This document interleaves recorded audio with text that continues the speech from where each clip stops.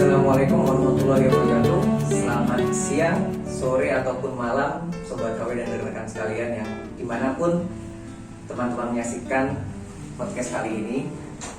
Alhamdulillah pada kesempatan hari ini kami dari Kafilah Kiai Haji Bedro Darmoloksono dari Kafilah di Universitas Muhammadiyah Malang dapat berkesempatan untuk ngobrol dan berbincang dengan Bapak Pradana Boy.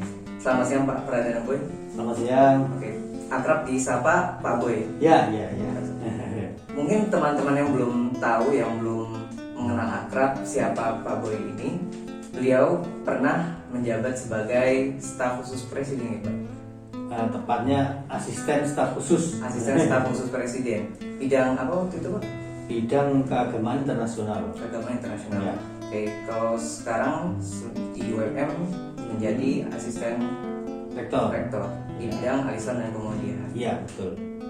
Oke, teman-teman sekalian, berkaitan dengan kita melihat kondisi sekarang, apa yang sebenarnya akan kita bicarakan pada hari ini, kita mengikuti isu-isu yang sebentar lagi mungkin akan terjadi, seperti PPKM yang mulai diperlonggar dan juga pembelajaran yang mulai dimasukkan ke pemerintah, masukan untuk lanjut luring.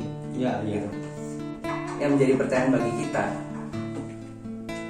di Hizbullah ini kita dituntut juga untuk mengerjakan program-program yang dapat mendidikan karakter. Nah, kemarin teman-teman sempat bertanya juga, apa sih sebenarnya yang bisa kita lakukan untuk mengedukasi pendidikan karakter? Iya. Terkait dengan ini kami akhirnya memutuskan untuk berbincang-bincang lebih lanjut dengan Pak Boy terkait dengan pendidikan karakter, khususnya pelajar Muhammadiyah yang ada di SMA dan di bangku perkuliahan. Bagaimana Pak Boy melihat fenomena ini terjadi? Baik, terima kasih dan teman-teman semuanya.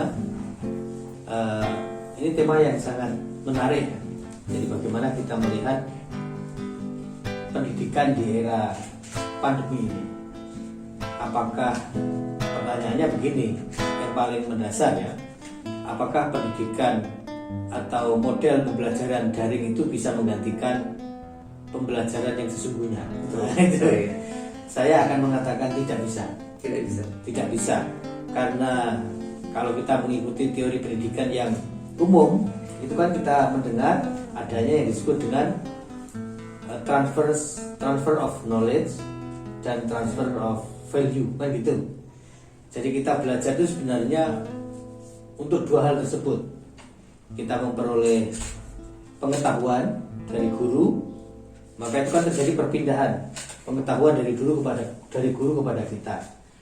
Tapi saya juga sangat yakin bahwa kalau kita belajar secara langsung, itu ada hal-hal yang sangat penting dari perilaku atau sikap ya, atau sifat bahkan guru yang perlu kita pelajari gitu. Sehingga itu yang disebut dengan transfer of value, mentransfer, memindahkan nilai. Jadi guru tidak hanya membawa ilmu, pengetahuan, tapi juga membawa nilai. Misalnya, saya kalau di kelas punya pandangan ya, atau punya peraturan, Anda boleh terlambat pada sekian waktu, misalnya 15 menit gitu ya. Tapi saya selalu mengajarkan supaya kalau Anda terlambat, gunakan etika majelis. Nah, Etika majelis ya. Maksudnya etika majelis itu bagaimana? Misalnya banyak ya mahasiswa yang terlambat, kemudian ngetok pintu, lalu mengucapkan salam. Kira-kira ya, kalau kita pas belajar, tengah enak-enaknya mendengarkan penjelasan dosen itu, lalu ada yang terlambat, masuk dengan mengucapkan salam, kira-kira apa yang terjadi? Langsung buyar. Konsentrasi buyar, Iya. baik yang mendengar maupun yang Mengajar. menjelaskan maupun yang mengajar ya. Karena itu kan Nabi Muhammad mengajarkan etika majelis, bahwa kalau Anda masuk majelis dalam keadaan sudah terlambat, maka jangan mengucapkan salam, tapi beri kode kepada, katakanlah dosen, beri kode kepada dosen gitu ya. Kemudian sudah masuk, cari tempat yang belakang atau tempat yang longgar dan jangan menduduki tempat orang lain. Itu ketika saya ajarkan banyak yang mengerutkan dahi karena dianggap salam kok nggak boleh. Nah, gitu. Padahal ini kan bukan soal ya, dalam kondisi normal salam harus ya. Tapi kita kan bicara tentang etika majelis dan itu ada hadisnya. Nah, itu maksud saya nilai yang dalam hal pendidikan atau pembelajaran secara daring pasti kita nggak menemukan. Manipulasinya bisa kok daring. Nah, gitu. Nah, jadi itu fenomena yang sekarang ini kita hadapi, sehingga dengan pembelajaran daring ini saya juga curiga transfer of knowledge tidak terjadi dan apalagi transfer of value. Knowledge saja enggak gitu loh, apalagi value. Oke. Saya menjadi hal yang menarik karena saya juga baru terpikir kan gimana caranya kita melalui platform online gitu ya, daring seperti mungkin Google Meet atau Zoom atau dan lain-lainnya, itu kita tidak bisa menggunakan etika majelis juga di situ ya. Nggak bisa. Menyembunyikan diri bisa kok. Iya. Bahkan beberapa hari yang lalu saya ini mendapat kiriman dari sebuah grup itu menipu majelis supaya kelihatan kita ini ikut forum sepenuhnya, itu ada tekniknya gitu. Sehingga seolah-olah kita memang aktif di kamera padahal sebenarnya kita entah kemana. Itu ada tekniknya. Artinya itu tadi value nggak kita dapatkan. Tapi ini memang tantangan kita bersama ya, bahwa pendidikan nilai atau kerennya zaman sekarang disebut dengan pendidikan karakter, itu satu hal yang menurut saya tantangan besar bagi kita semuanya, karena sedikit banyak perkembangan teknologi, terutama teknologi informasi, itu mempengaruhi cara kita berkomunikasi. Nah, gitu. Ini penting sekali memang topik ini dan harus kita pikirkan secara serius, apalagi dalam situasi seperti sekarang. Maka kalau generasi muda seperti kawan-kawan di Hizbul Waton ya, istilahnya apa, kafilah UMM, yang nama kafilahnya itu Bejo dan Moloksono, memiliki inisiatif seperti ini, saya kira luar biasa. Karena kenapa saya mengatakan luar biasa ya, karena dalam era seperti sekarang ini mencari generasi muda yang peduli ya pada nilai dan etika itu agak sulit. Jangankan anak muda, orang dewasa yang matang sekalipun dengan aneka ragam perkembangan kehidupan kita hari ini, itu sangat sulit mencari orang yang katakanlah peduli gitu. HP itu kan menjadi kita sangat egois gitu. Kemudian apa istilah orang-orang itu, teknologi ini ternyata punya manfaat sangat banyak, tapi juga ada madorotnya. Misalnya yang dekat jadi jauh, yang jauh jadi dekat. Nah itu betul. Nah itu tidak hanya terjadi di kalangan katakanlah milenial muda, tapi bahkan di kalangan orang dewasa. Ada film pendek nggak sampai 5 menit itu, kalau tidak salah dari India, yang sebenarnya mengajarkan kepada kita tentang bahwa manusia modern sekarang ini cenderung cuek gitu, tidak peduli dan mementingkan diri sendiri. Jadi itu digambarkan lift ya, lift itu sudah mau jalan, tapi ada satu orang itu yang mungkin tergesa-gesa, kemudian dia masuk ke lift itu, ternyata katakanlah lift itu kapasitasnya 20, dia orang yang ke-21. Berarti kan nggak mau jalan. Lift itu kalau sudah over capacity kan tidak mau jalan tuh, sehingga lift ini berhenti. Tapi di situ ada tulisan over capacity, bahwa satu harus turun gitu. Semua orang saling berpandangan, ada yang enak aja, yang baru masuk tadi itu enak aja dia main HP gitu. Padahal semua orang tidak bisa jalan itu karena dia baru masuk gitu. Nah, akhirnya singkat cerita, orang yang cacat pakai kursi roda akhirnya mengalah keluar dari lift itu dan lift itu jalan. Itu pendek betul film itu, tapi nilainya luar biasa dan itu mengingatkan kita semuanya pada pentingnya pendidikan karakter atau nilai. Jadi sekalipun dia orang kursi roda pun berani mengalah seperti itu. Ya, itu nilainya luar biasa kan. Orang yang normal secara fisik pada egois ya, pada mementingkan dirinya sendiri. Saya tergesa-gesa, saya harus sampai di tempat ini jam berapa. Semua. Tapi dengan tidak ada yang mengalah kan nggak jalan tuh. Iya. Nah akhirnya justru yang mengalah adalah orang cacat, apa istilah sekarang bukan cacat ya, jadi kurang sopan tapi istilahnya itu penyandang disabilitas yang dengan kursi roda itu keluar dari lift itu dan kemudian jalan. Itu luar biasa itu pelajarannya. Menurut Pak Boy, ketika pendidik tadi kan ada poinnya yang knowledge sama value itu. Apakah value ini menjadi hal yang penting menurut Pak Boy yang sudah pernah berkecimpung di pemerintahan pusat juga, yang bahkan di universitas juga sebagai asisten rektorat juga. Apakah karena begini, terkadang ada orang yang punya alasan cukup berargumen, cukup memiliki ilmu yang tinggi tanpa memerlukan karakter dan value. Terkadang karakter dan value atau etika kesopanan itu malah menjadi penghambat kita untuk berekspresi. Ada beberapa yang berpikir seperti itu. Bagaimana menurut Pak Boy sendiri? Saya pernah menguji disertasi, ya, Menarik.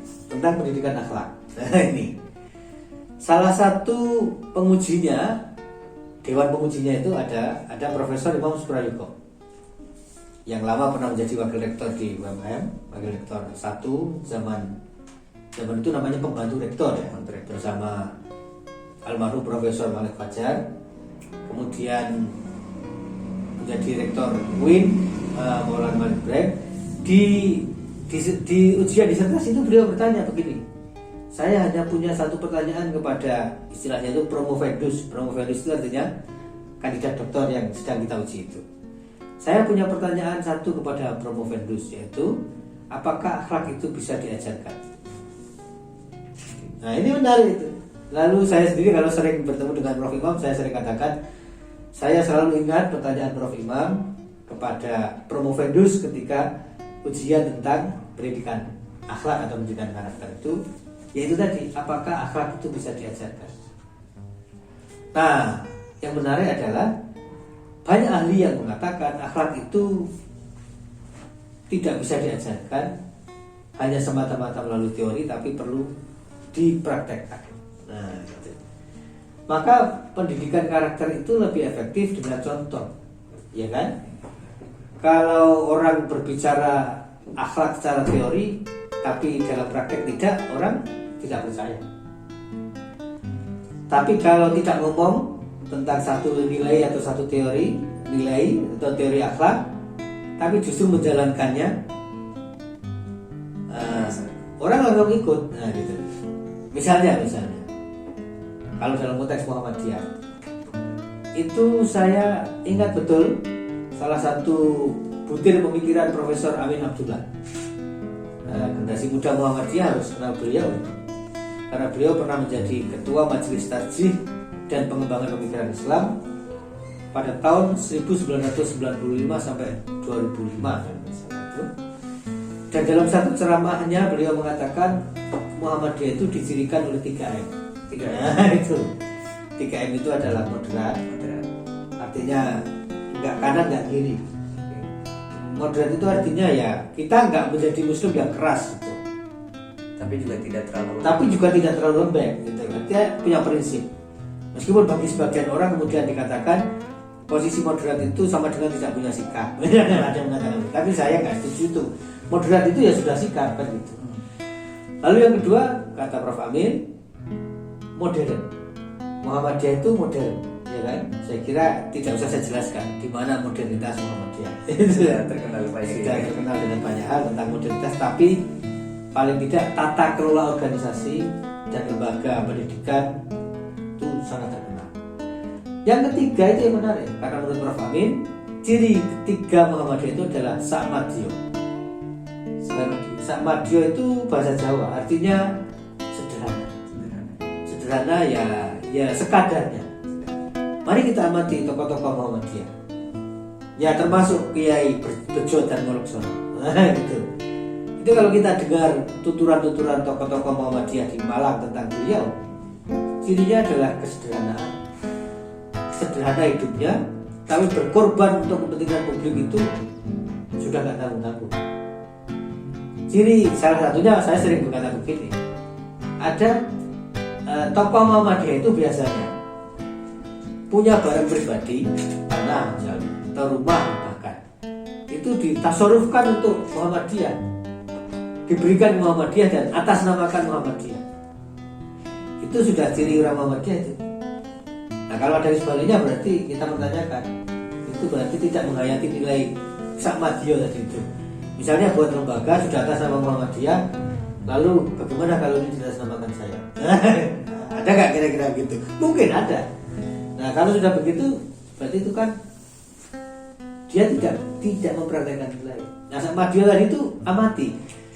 Yang paling terkenal ya Kiai Pak Fahrudin ya, jualan bensin depan rumahnya. Bayangkan ketua PP Muhammadiyah itu kan presiden untuk organisasi yang bernama Muhammadiyah yang kekayaannya sekian banyak, tapi ketua umumnya jualan bensin di depan rumah. Itu maka yang disebut Prof. Amin Abdullah sebagai Sakmadiyah itu betul-betul bisa kita lihat di pribadi tokoh-tokoh Muhammadiyah itu. Nah, gitu. Sehingga itu nilai gitu. Maka kalau itu tadi balik ke pertanyaan tadi itu, akhlak itu bisa diajarkan nggak? Menurut saya nggak bisa. Diajarkan bisa, tapi apakah pelajaran akhlak menjamin orang untuk berakhlak? Nah, itu pertanyaan, maksudnya nggak bisa itu maksudnya itu. Tapi contoh itulah yang paling ampuh. Anak-anak misalnya ya, itu pendidikan yang paling bagus untuk anak-anak itu adalah modeling ya, atau role model ya kan gitu. Saya misalnya nyuruh anak-anak saya itu baca buku. Mereka nggak bakal baca. Tapi begitu saya masuk ke sini atau ke perpus, koleksi buku saya itu, saya ambil buku tanpa menyuruh, mereka ikut. Nah itu artinya modeling ya kan, modeling. Kenapa ya? Karena sikap itu paling baik, cara pengajarannya itu melalui contoh atau model. Nah karena itu saya kira bagus juga kita ini dari 10 waton misalnya. Kan tadi pertanyaan di awal sih Mas kan bicara tentang kontribusi apa yang bisa kita berikan. Menurut saya akhlak ini bisa dijalankan dengan cara-cara yang sederhana. Di UMM itu kan ada mata kuliah Al-Islam Muhammadiyah 1-4. Yang 4 itu bicara tentang etika, sehingga saya sendiri sering membahasakan Al-Islam Muhammadiyah 4 di UMM itu adalah Islam dan Islam di ruang publik. Nah itu, kalau saya membahasakannya ya, itu bicara tentang etika kecil-kecil itu, etika ya, tapi etika tidak harus selalu persoalan besar. Kata orang orang Barat, orang Inggris, punctual, on time, tepat waktu. Itu etika yang tidak bisa kita ceramahkan, tapi karakter atau etika yang harus kita praktekkan gitu. Kemudian misalnya buang sampah. Nah ini aja. Misalnya ini, kalau kita ini buang, misalnya habis ini nyari tempat sampah di sekitar kita nggak ada, kita buang begitu saja atau kita sapu. Nah, ini hal kecil ya, dalam kehidupan kita yang menurut saya kalau misalnya teman-teman Hizbul Waton memulai dari katakanlah di kampus gitu, minta izin pada para pimpinan untuk melakukan gerakan sadar lingkungan dengan misalnya ya tempat sampah kalau tidak ada kemudian disapu begini, atau apa hal-hal kecil itu yang bisa kita lakukan. Itu kalau jadi gerakan hal kecil tapi menjadi kegiatan atau komitmen bersama-sama, itu jadi hal besar.